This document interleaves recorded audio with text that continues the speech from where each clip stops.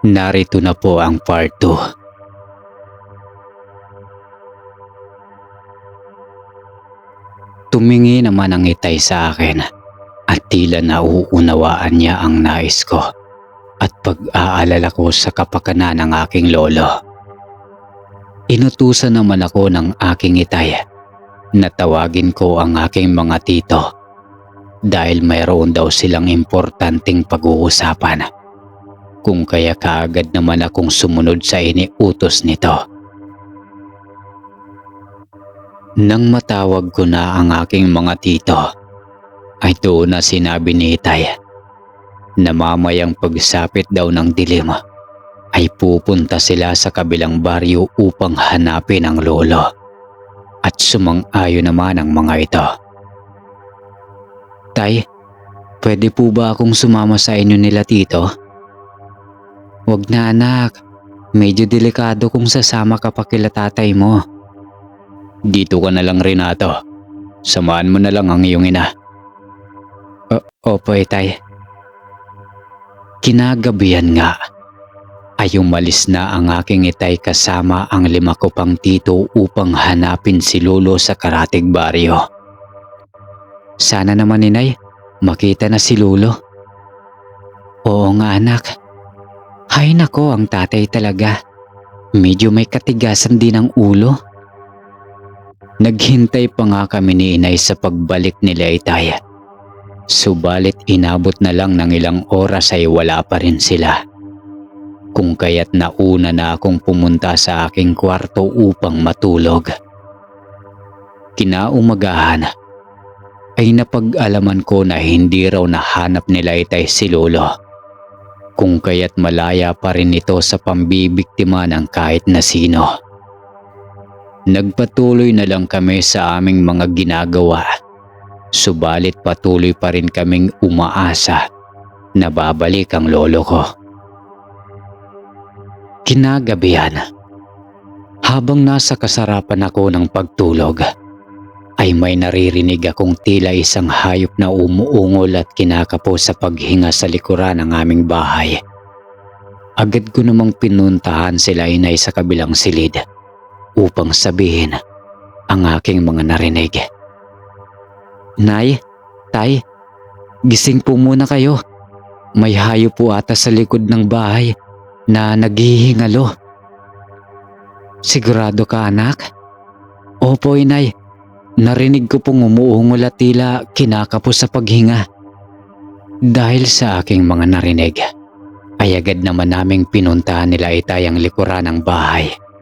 At nakita namin si lolo na nakahantusay habang patuloy sa pag-agos ang dugo nito sa bibig. Agad namang binuhat ni itay si lolo na halos mawala na ng malay at hinang-hina na at dinala sa loob ng bahay.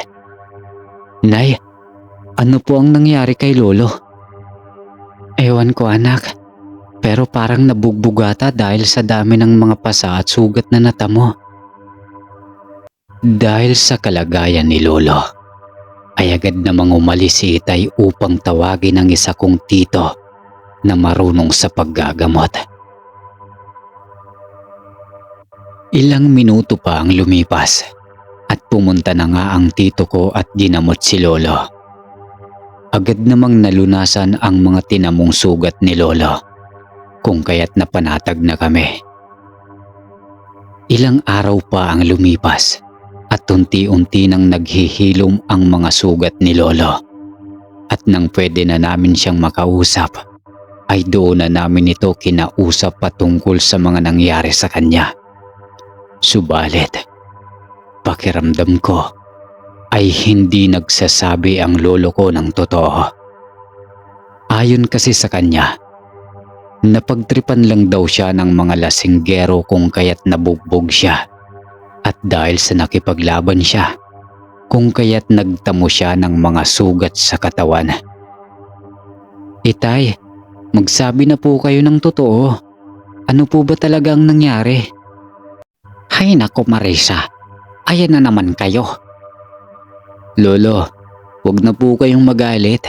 Tama naman po ang inay.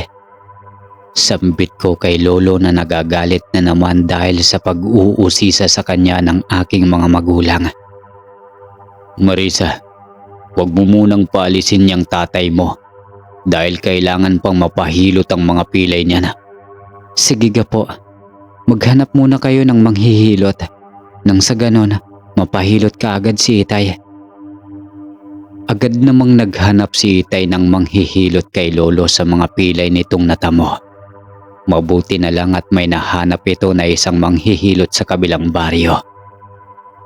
Nang makabalik si Itay kasama ang isang matandang babaeng manghihilot, ay ipinakilala naman ito ni Itay sa amin at napagalaman namin na si Lourdes ang pangalan nito.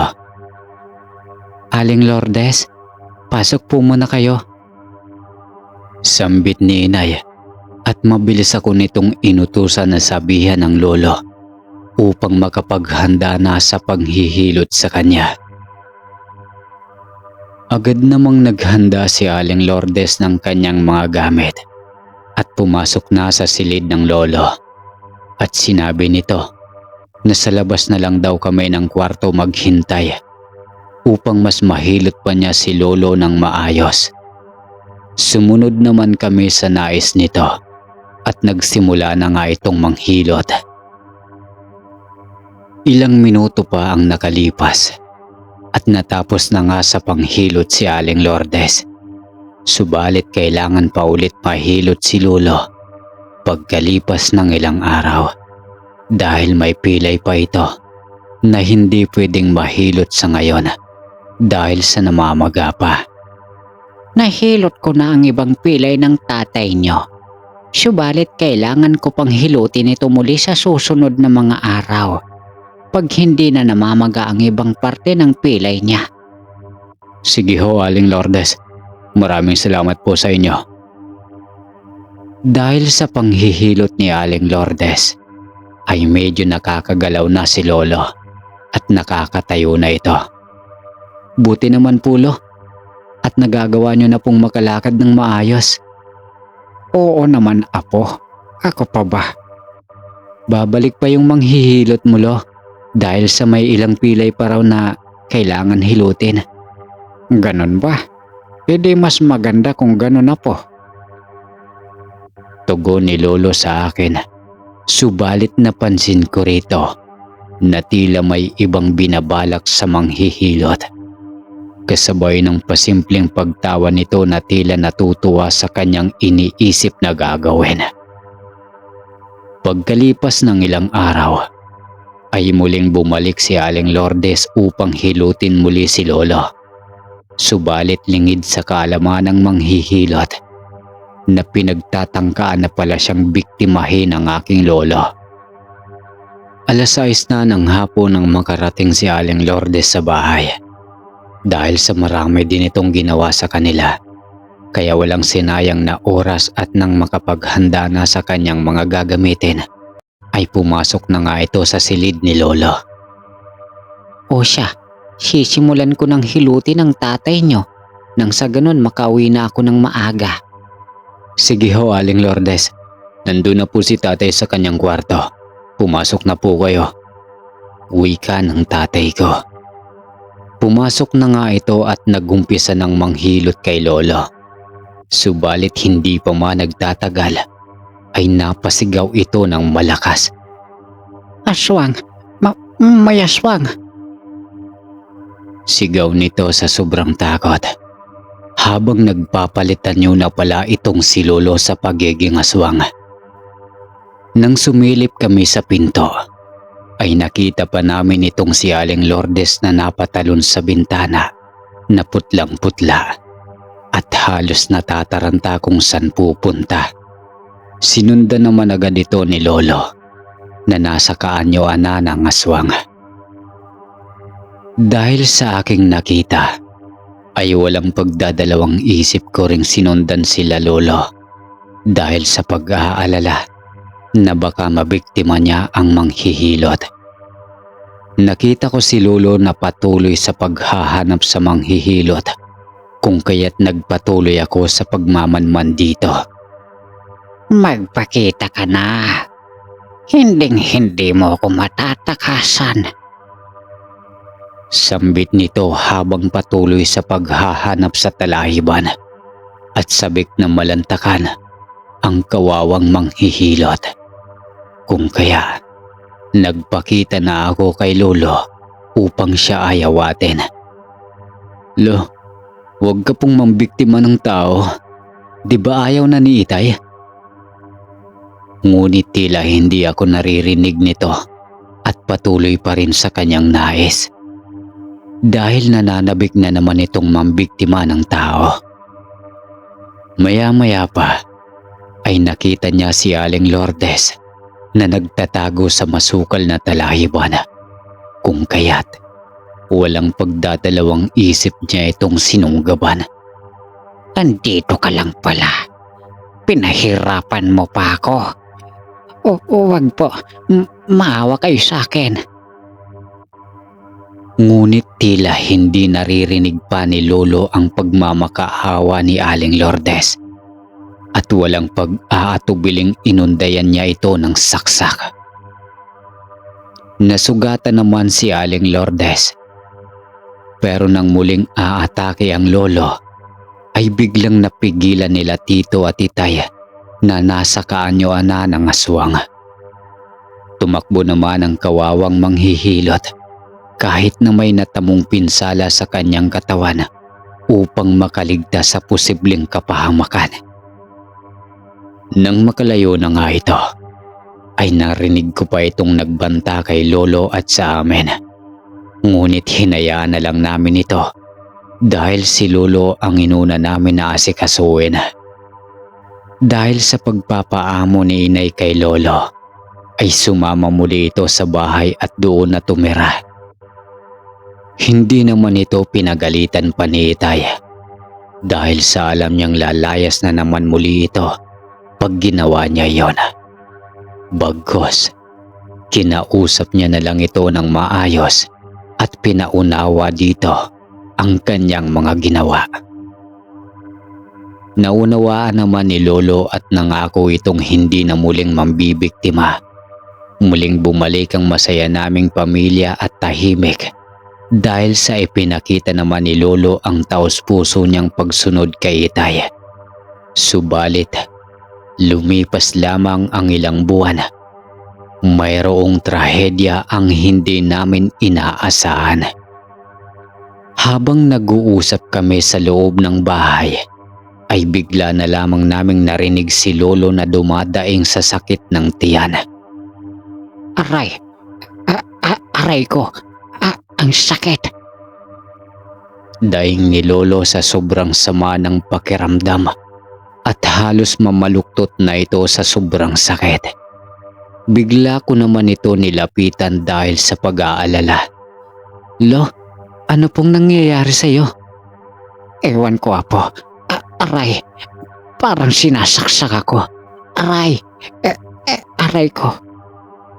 Sobra ang takot ko dahil may nakikita na akong dugo sa bunganga ng lolo ko. Kung kaya ay dali-dali kong tinawag ang aking mga magulang.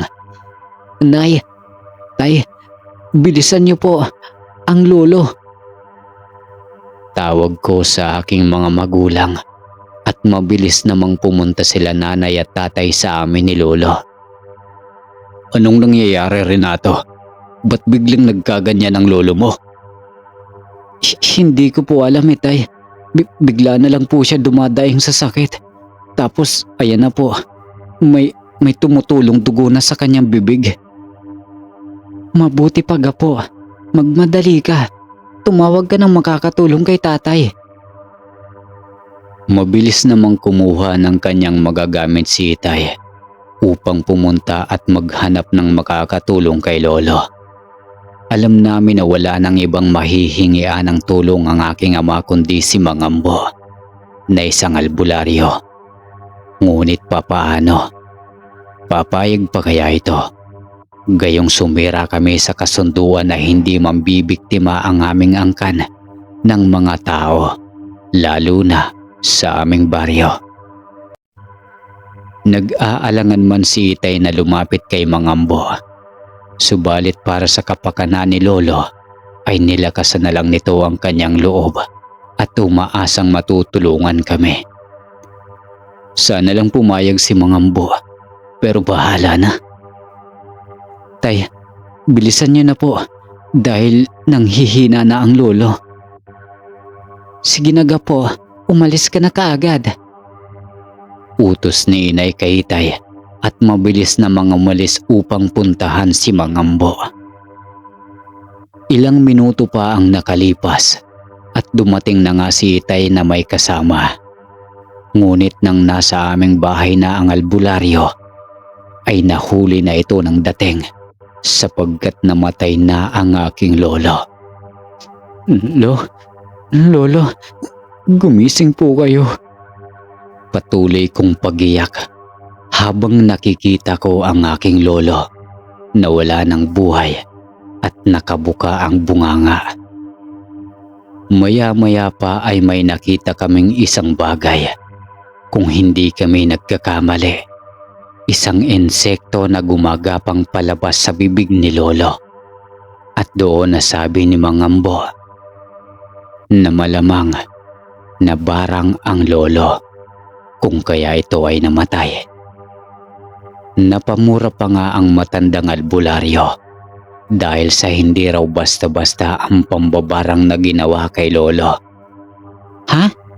Barang? Wala namang tinalo si Itay dito sa atin ah. At bakit naman siya babarangin? Patuloy na sambit ni nanay ngunit nagmatigas pa rin ang albularyo na hindi raw ito nagkakamali na binaranga ang lolo ko. Dahil sa maraming mga insekto ang lumalabas sa bibig nito, habang umiiyak nga ako sa pagkawala ng lolo ko, ay rinig na rinig ko ang pinag-uusapan ng mga ito. At totoo nga ang sinasabi ng albularyo. Dahil kahit ako, kitang-kita ko sa dalawa kong mga mata na binabara nga ang lolo ko. Tiim ang bagang na ipinangako ko kay lolo na ipaghihiganti ko ito at hindi ako titigil upang panagutin ang may sala sa pagkamatay ng pinakamamahal kong lolo. Maganda kayo dahil hindi ko kayo pakikitaan ng awa sa ginawa niyo sa lolo ko. Sambit ko habang patuloy sa pag-iyak sa pagkawala ng aking mahal na lolo. 3 linggo ang lamay na nangyari kay lolo. Ngunit hindi na ako nagpakita pa sa lamay ni lolo hanggang sa mailibing na nga ito. Dahil hindi ko pa rin matanggap ang mga nangyari at kailangan kong pagbayarin ang gumawa nito sa lolo ko. Pagkatapos ng libing ay sinubukan akong hanapin ang mga magulang ko. Kaya naman nagpakita na muna ako dahil sa kailangan kong magpaalam muna dahil sa aalis ako. Renato anak, bakit wala ka sa lamay at libing ng lolo mo? Kami doon halos araw-araw nagluluksa tapos ikaw kung saan-saan ka pumupunta. Bakit kayo nandito, Inay? Tanong ko habang ang boses ko ay kakaiba. Nawari ay 3 boses ang maririnig. May boses lalaki, babae at ng matanda. Namumulat din ang aking mga mata at nagsisitayuan ang mga mahahaba kong mga buhok. Renato, ano ang nangyari sa'yo? Ito lang Inay ang nakikita kong paraan. Upang pagbayarin ang mga pumatay sa lolo ko. Hayaan niyo na ako sa desisyon ko. Dahil malaki na ako. Sagot ko sa maraming boses habang lumulutang at tikom ang mga kamao habang patuloy sa pagtatayuan ang mga buhok ko na matatalas na parang kutsilyo. Maya-maya pa, nang matapos na ako sa pagsasalita ko kay Inay, ay tumakbo na ako papalayo dahil sa naaamoy ko ang taong pumatay sa lolo ko. Dahil sa paglunoko sa bertod, ay mas lumakas pa ako at mas nagkaroon ng mga pambihirang mga katangian tulad ng mas pagiging matalas na pangamoy at pandinig. Kinuha ko kasi ang bertod ng aming angkan na itinatago ng aking ama na supremo. Ayon kasi sa aming paniniwala, kung sino man sa aming angkan ang tumanga ng bertod na ito, ay mas higit pa ang kapangyarihan nito sa isang supremo at sobrang mabangis ito kumpara sa lahat ng mga aswang. Halos demonyo sa lahat ng demonyo at masama sa lahat ng masama kung ito ay matatangan ng isang aswang dahil walang hanggang lakas ang maaari nitong maipagkaloob sa iyo. Habang patuloy ako sa pananakbo, ay narating ko nga ang isang liblib na lugar kung saan may maliit na kubo dito. At tama nga ako sapagkat nandito nga ang taong may sala sa pagkamatay ng lolo ko. Ngayon, magbabayad kayo sa ginawa niyo sa lolo ko. Sa isang iglap ay bigla kong pinasok ang bahay at nakita ko ang magpamilya. Dahil sa gigil ko at galit, ay iwinasiwas ko ang isang lalaki at malayo ang pinagbagsakan nito. Kinuha ko ulit ito at paulit-ulit na hinampas kung saan-saan. Halos bugbog sarado na ang lalaki at sumuka na ito ng dugo. Ngunit di pa ako nakontento at tinusok ko ang tagiliran nito ng matatalas kong mga kuko. Pagkatapos kong gawin ang pagbuta sa tagiliran nito, ay dinilaan ko pa ang aking mga kamay na mayroong tumutulong sariwang dugo habang tila demonyong tumatawa. Ngunit hindi pa ako lubos na nasisiyahan at binali ko pa ang isang kamay nito at pinagkakalmot sa mukha. Pagbaling ko sa paligid ay nakita ko ang asawa't anak nito na nagtatago sa silong ng lamesa. At hindi ko rin ang mga ito pinaligtas. Sinakal ko nga ito at walang awang inihagis ito sa dingding ng bahay at paulit-ulit na pinahirapan. Nang magsawa na nga ako sa pakikipaglaro sa mga ito, ay napagdesisyonan ko nang patayin at kainin. Itinaas ko na ang aking kamay upang isaksak sa mga ito ang aking mahahabang mga kuko. Nang biglang magising ang padre di pamilya. Buti naman gising ka na. Saktong-sakto, makikita mo ang gagawin ko sa magina mo. Sambit ko dito. At kahit nandidilim pa ang paningin nito dahil halos nangangapa-ngapa pa at bali ang kamay at puro bugbog ang inabot sa akin, ay pilit pa rin itong gumagapang patungo sa kinaroroonan ko. Halos nakaluhod itong humawak sa aking mga paa at nagmamakaawang wag papatayin ang kanyang mag-ina. Dahil sa wala raw iyon kasalanan at nagawa niya lang iyon dahil sa napaggutusan lang daw siya ng kanilang nakakataas at kung hindi niya gagawin, sila daw ang papatayin ng mga ito. Sinong kayo? Sinong nakakataas? Sunod-sunod kong tanong dito. Kung kaya wala na itong nagawa pa at ipinaliwanag niya sa akin ang lahat-lahat. Ayon sa kanya, Isa raw silang kulto na grupo na puro may alam sa lihim na kaalaman ng kaliwa. Binuo raw sila para palawakin pa ang kanilang mga kapangyarihan at upang mamuno sa mga tao. Isa pala kayong kulto. Oo, napag-utusan lamang ako. Napatayin ang lolo mo.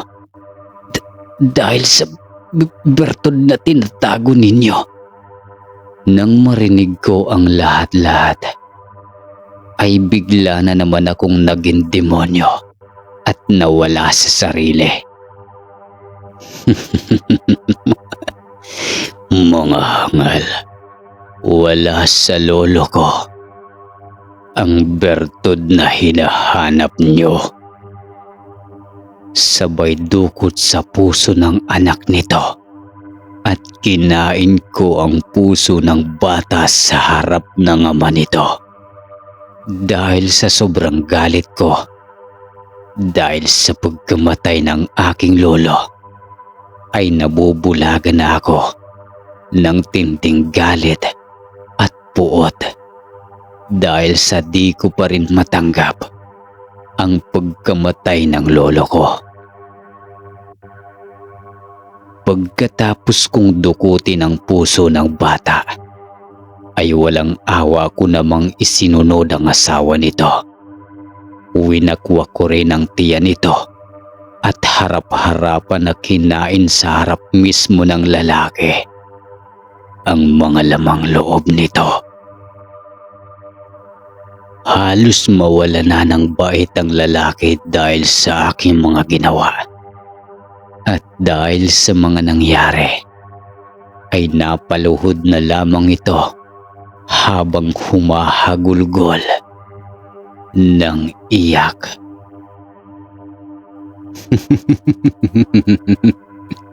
Ano? Masarap bang mawala ng minamahal sa buhay? Galit na tanong ko dito habang parang baliw na tumatawa dahil sa pagsakop sa akin ng kasamaan sa buong pagkatao ko. Patayin mo na ako. Patayin mo na ako. Huwag mo na akong pahirapan pa. Paulit-ulit na sambit ng lalaki sa akin.